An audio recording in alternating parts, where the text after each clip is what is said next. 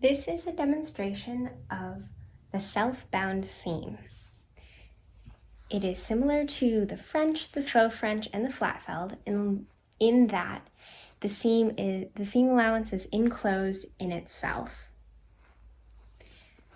For this sample, I'm starting out with a stitch line a 1/2 inch from my edge.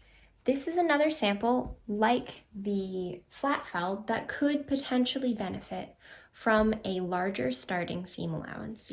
So once you have your first stitch sewn in, you cut down one of the sides of your seam allowance to about 1/4 inch, and then you press and fold this edge, the longer side of the seam allowance, over, and then edge stitch it down so that your seam allowance is, this short seam allowance is entirely enclosed and the longer seam allowance is tucked right by the seam edge. This is what the completed self-finished seam looks like.